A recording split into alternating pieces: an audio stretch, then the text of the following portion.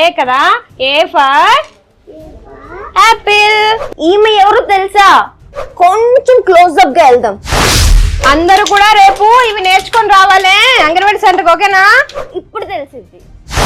ఆంధ్రప్రదేశ్ శాసనసభ సభ్యురాలైన మిరియాల శిరీషాదేవి అనే నేను సభా నియమాలకు కట్టుబడి ఉంటానని, వాటిని అనుసరించి నడుస్తానని దైవ సాక్షిగా ప్రమాణం చేస్తా ఉన్నాను. ఎమ్మెల్యేగా గెలిచినప్పటికీ అంగన్వాడీ కేంద్రానికి రావడం మర్చిపోలేదు, పేద పిల్లలకు పాఠాలు చెప్పడం మానలేదు. ఇంకా ఎవరు పాలు తాగారు ఈరోజు? Very good. అందరూ పొద్దున్న లేవగానే పళ్ళు తోమాలి, చక్కగా స్నానం చేయాలి. అవసరం అనిపిస్తేనే కారులో వెళ్తుంది, తక్కిన సమయంలో ఆటోనే ఎక్కువగా ప్రిఫర్ చేస్తుంది జర్నీకి ఈ ఎమ్మెల్యే.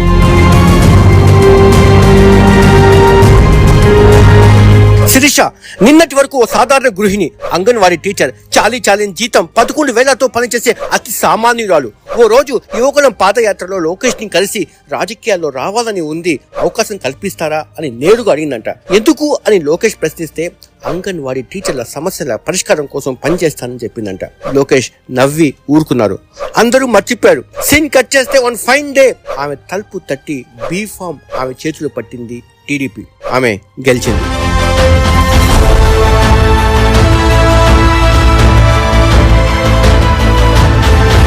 సింప్లిసిటీకి